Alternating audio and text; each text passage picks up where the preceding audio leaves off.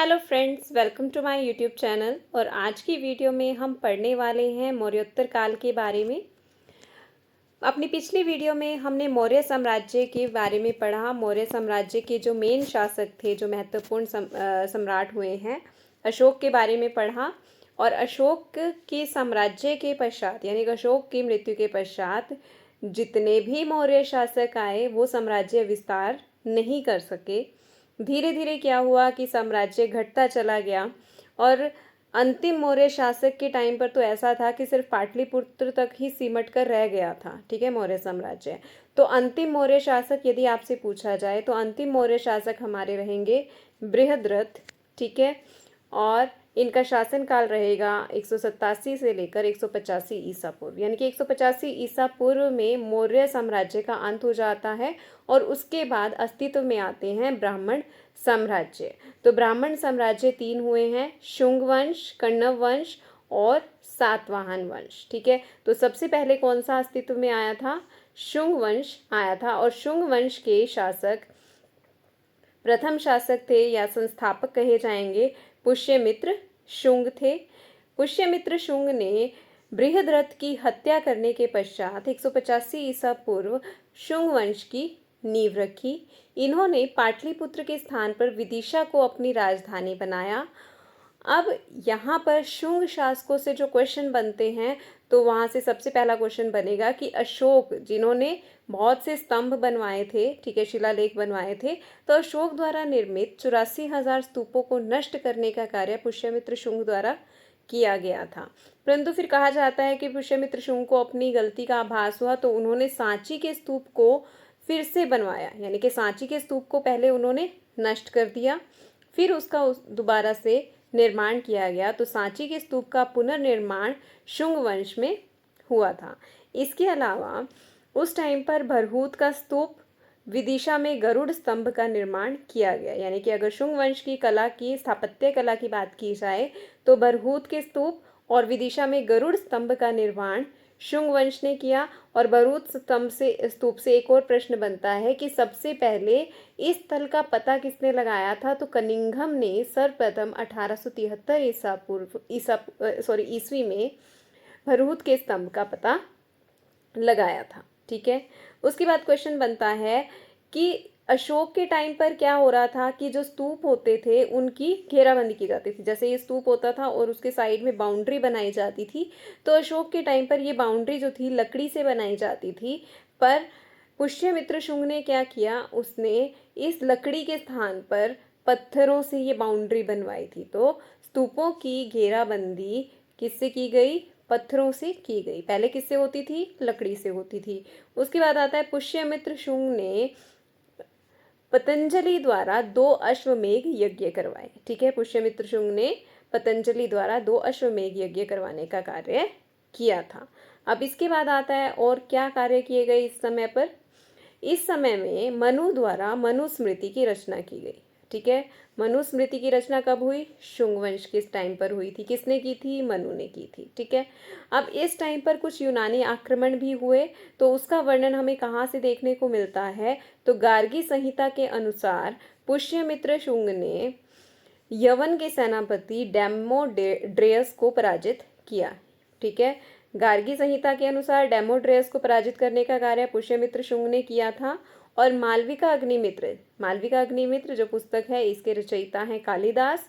और कालिदास के अनुसार यवन के सेनापति मिनांडर से युद्ध का कार्य भी किस टाइम पर हुआ था? पुष्यमित्र शुंग के टाइम पर हुआ था। ठीक है, तो ये क्वेश्चन बनते हैं शुंग वंश से। अब लास्ट क्वेश्चन बनता है कि इसका अंतिम शासक कौन था? तो शुंग वंश का अंतिम शासक रहेगा देवभूति शुंग। ठीक है, अब देवभूति की हत्या करने के पश्चात वासुदेव ने एक नए वंश की स्थापना की जिसका नाम कण्व वंश था। ठीक है, कण्व वंश की स्थापना वासुदेव ने की। ठीक है, देवभूति ने की मृत्यु के पश्चात या देवभूति की हत्या करने के पश्चात वासुदेव ने कण्व वंश की स्थापना की थी। ठीक है, अब यहाँ से कण्व वंश से कुछ खास क्वेश्चन नहीं बनते। इसका पहला संस्थापक पूछा जाएगा तो वासुदेव, और अंतिम शासक पूछा जाएगा तो सुशर्मा, इसके अलावा कोई इंपॉर्टेंट क्वेश्चन नहीं बनता है, ठीक है। तो संस्थापक वासुदेव और अंतिम शासक सुशर्मा थे। इसके बाद आता है कि अब सुशर्मा की हत्या करने के पश्चात, ठीक है, सुशर्मा की हत्या करने के पश्चात एक नया वंश अस्तित्व में आता है जिसको हम कहते हैं सातवाहन वंश। ये सातवाहन वंश थोड़ा इंपॉर्टेंट हो जाता है, यहाँ से कुछ क्वेश्चन भी बनते हैं। तो यहाँ पर सबसे पहले एक ये बात याद रखनी है कि सातवाहन वंश का अस्तित्व आंध्र प्रदेश से स्टार्ट होते हैं, यानी कि सातवाहन जो हैं आंध्र प्रदेश से अपने साम्राज्य को विस्तार करते हैं। और वहाँ का जो शासक होता है सिमुक, वो क्या करता है,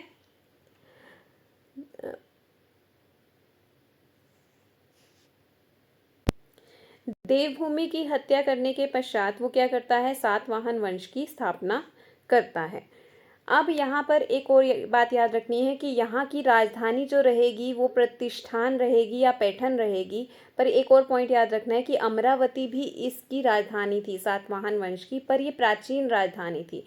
जब सातवाहन का क्षेत्र आंध्र प्रदेश तक सीमित था उस समय पर अमरावती जो थी यहाँ की राजधानी थी, ठीक है। उसके बाद यहाँ पर जब सिमुक ने सातवाहन वंश की नींव रखी और अपना साम्राज्य विस्तार किया तो उसने यहाँ की राजधानी प्रतिष्ठान की। और प्रतिष्ठान कहाँ पर रहेगा, गोदावरी नदी के तट पर रहेगा, ठीक है, गोदावरी नदी के तट पर। और महाराष्ट्र के एक प्रदेश जिसका नाम क्या रहेगा,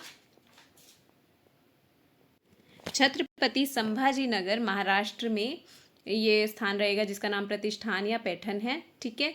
अब उसके बाद आता है प्रश्न, इसका शासन क्षेत्र कहाँ तक का कहाँ फैला हुआ था। तो ये सातवाहन वंश महाराष्ट्र, आंध्र प्रदेश और कर्नाटक क्षेत्र में फैला हुआ था। इसकी भाषा, यहाँ इस क्षेत्र की भाषा प्राकृत थी। इसके साथ याद रखना है तमिल और तेलुगु भी थी, पर मेन भाषा अगर पूछी जाए तो प्राकृत रहेगी और लिपि रहेगी ब्राह्मी। यहाँ पर मुद्रा से कुछ प्रश्न बनते हैं। मुद्रा से याद रखना है कि यहाँ पर सोने चांदी के सिक्कों के साथ साथ सीसे के सिक्के प्रारंभ किए गए थे। तो सीसे के सिक्कों का प्रचलन किस वंश के टाइम पर होता है, सातवाहन वंश के टाइम पर। और दूसरा पॉइंट, ये लोग क्या करते थे, सिक्कों पर शासकों के चित्रों को उकेरते थे, ठीक है। सिक्कों पर शासकों के चित्र बनाना और सीसे के सिक्के बनाना ये सातवाहन वंश के टाइम पर हुआ था। अब उसके बाद आता है यहाँ के प्रमुख शासक कौन थे, तो सिमुक जो कि संस्थापक रहे हैं, ठीक है। फिर शतकर्णी प्रथम, हाला, गौतमी पुत्र शतकर्णी, वशिष्ठी पुत्र पुलुगामी, यज्ञश्री शतकर्णी, ठीक है। तो ये रहेंगे यहाँ पर मेन शासक।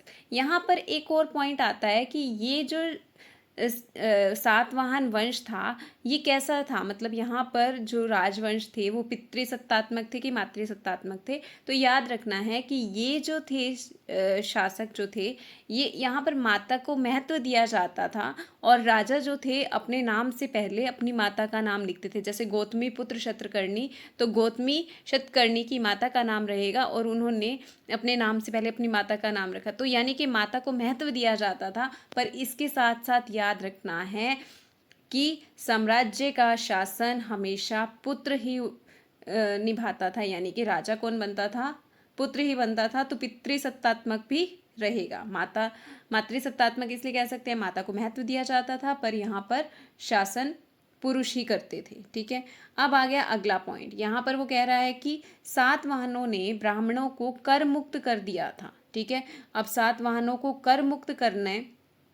कर मुक्त ग्राम देते थे, यानी कि जब कोई भी यज्ञ या अनुष्ठान करवाया जाता था तो वो क्या करते थे, सातवाहन ब्राह्मणों को गांव दान दिया करते थे। अब ऐसे करने से क्या हुआ कि जो ब्राह्मण थे उनके अधीन बहुत से ग्राम आने लगे और धीरे धीरे वो क्या करने लगे, अपना एक सामंतवादी प्रथा की शुरुआत हो गई थी। अब सातवाहनों ने ब्राह्मणों को भूमि दान में दी है, इसका वर्णन कहाँ पर मिलता है, तो इसका वर्णन मिलता है रानी नागनिका के नानाघाट अभिलेख से, ठीक है। रानी नागनिका ने नानाघाट अभिलेख में अपने इस चीज़ का वर्णन किया है कि ब्राह्मणों को वो कर मुक्त भूमि दिया करते थे।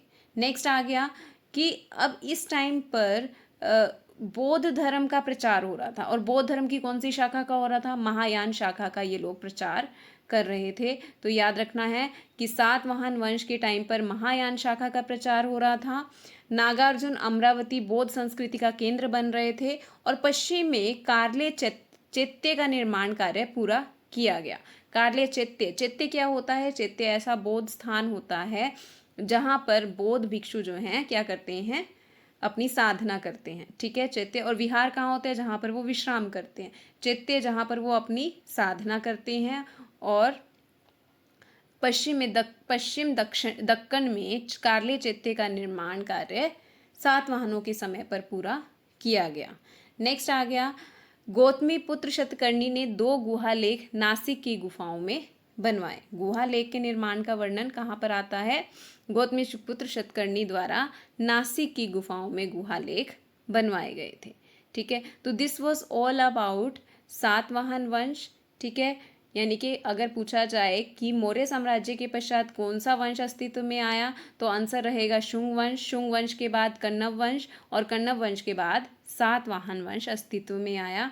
ठीक है, तो दिस वॉज ऑल अबाउट मौर्योत्तर काल। अपनी अगली वीडियो में हम गुप्त साम्राज्य के बारे में डिटेल से पढ़ेंगे। Till then, thank you, have a nice day.